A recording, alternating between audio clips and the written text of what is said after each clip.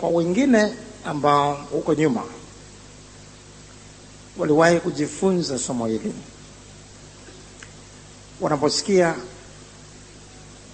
kichwa cha somo hiyo, ni mwao wanasema hilo nalijua.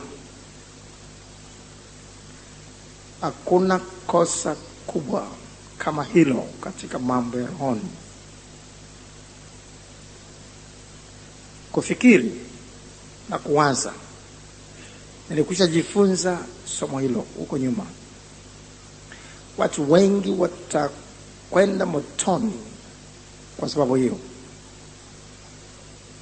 Mafundisho ya rohoni ni tofauti sana na masomo tunayojifunza kwa akili darasani katika shule, ambapo tunapokea tu kwa akili na tunaweka ndani ya akili zetu.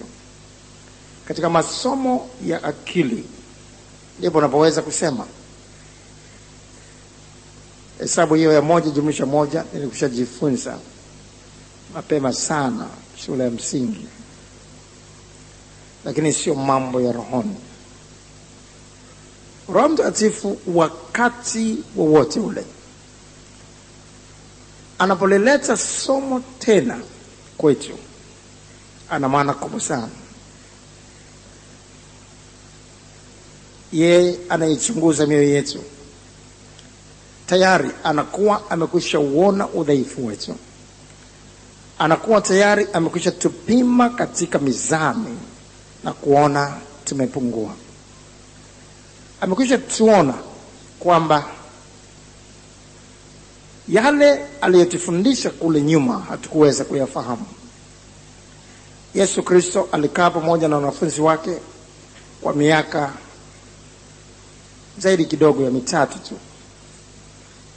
lakini katika muda mfupi wa miaka 3 akiwafundisha wanafunzi wake, yako mambo kadha wa kadha aliyarudia, si mara moja, si mara 2, kwa wanafunzi wale.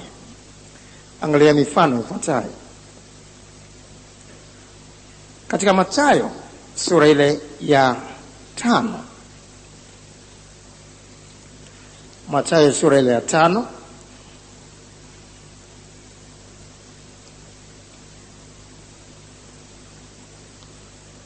Mathayo sura ile ya 5 kuanzia mstari wa 1 mpaka mstari wa 12. Hatutakuwa na muda wa kusoma mistari yote hiyo, lakini kuna jambo la kujifunza hapa. Tuanze mstari wa 1 tuone tunavyoweza kuendelea. Naye alipoona makutano alipanda wapi? Sema kama mwanafunzi wa Yesu. Ndio. Naye alipoona makutano alipanda mlimani, na alipokwisha kuketi wanafunzi wake walimjia. Akafumbua kinywa chake akawafundisha akisema, heri walio maskini wa roho, maana ufalme wa mbinguni wao. Heri wenye huzuni, maana hawatafarijika. Anaendelea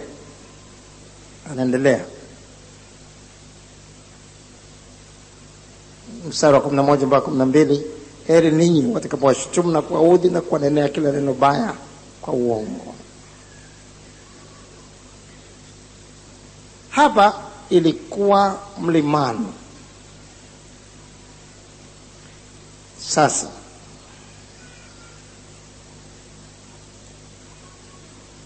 angalia Luka sura ile ya 6. Hapa ilikuwa mlimani. Jana kwa mfano mstari ule wa 3 hapo tulipotoka, Mathayo 5:3, heri walio maskini wa roho, maana ufalme wa mbinguni ni wao, na kadhalika. Sasa twende Luka 6 mstari wa 17. Tutasoma mpaka mstari wa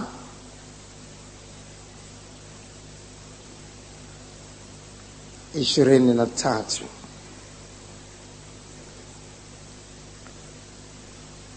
Akashuka pamoja nao Akasimama wapi? Mlimani. Nataka wakati wote tuseme kama wanafunzi wa Yesu. Akasimama wapi? Ni mlimani hapa? Ni mlimani hapa? Ni wapi? Akashuka pamoja nao, akasimama mahali tambarare. Kumbuka kule mwanzo alikuwa mlimani. Alikuwa anawafundisha wanafunzi wake akiwa mlimani. Akashuka pamoja nao, akasimama mahali tambarare.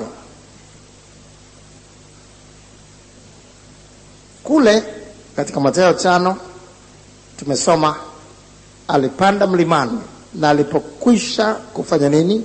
Kuketi, wanafunzi wake walimjia. Hapa yuko tambarare na amesimama. Sasa tambarare anafundisha nini?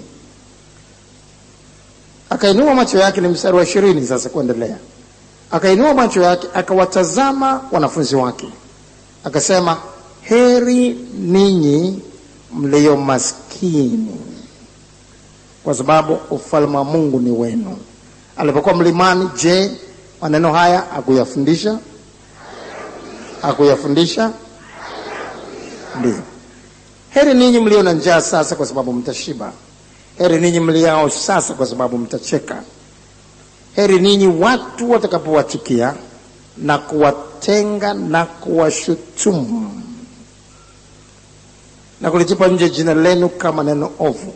Watakapowachukia, watakapowatenga, watakapowashutumu. Alitaja kule mlimani? Aligusia hayo kule mlimani? Ndio, katika mstari ule wa 11 tuliposoma kule katika Mathayo 5:11. Heri ninyi watakapowashutumu na kuwaudhi na kuwanenea kila neno baya kwa uongo kwa ajili yangu. Furahini na kushangilia, kwa kuwa thawabu yenu ni kubwa mbinguni. Na hapa mstari wa 22 mpaka 23. Heri ninyi watu watakapowachukia na kuwatenga na kuwashutumu na kulitupa nje jina lenu kama neno ovu kwa ajili ya Mwana wa Adamu. Furahiwani siku ile na kurukaruka, kwa kuwa tazama, thawabu yenu ni kubwa mbinguni. Maana baba zao waliwatenga manabii vivyo hivyo. Kule mlimani alifundisha yanayofanana hayo, na hapa anayerudia katika kipindi cha miaka 3. Kama ni mwanafunzi wa Biblia utasoma na kugundua hili hapa linarudiwa tena, hili hapa linarudiwa tena, hili hapa linarudiwa tena, lakini utaona na kujua hapa alikuwa mahali tofauti na hapa, lakini anao wanafunzi wale wale. Kama tulivyokusia, Roho Mtakatifu anapolileta neno kwetu kwa kurudia, yeye aichunguzaye mioyo anajua kile alichokikusudia kukipanda ndani yetu hakijakamilika, hakijatimia. Na kama kilipandwa ndani ya mioyo hapo mwanzo, kilikwisha ibiwa. Yesu alisema mpanzi alitoka kwenda kupanda, na alipopanda mbegu, ndege walikuja wakazila, na akasema ni shetani ndiye alikuja kuzitoa mbegu zile. Neno linaweza kupandwa ndani ya mioyo yetu, alafu likaibiwa, likuwa haliko tena. Na mpanzi ikamlazimu tena kuja kupanda mbegu zile kwa namna ile ile ya mkulima anavyopanda mbegu hazijaota kwa namna ile alivyokusudia, anakuja tena kurudishia mbegu zile. Na vivyo hivyo Yesu Kristo anapopanda mbegu ndani mwetu, huwa anatarajia kuona matunda ya lile neno aliloliweka kwetu.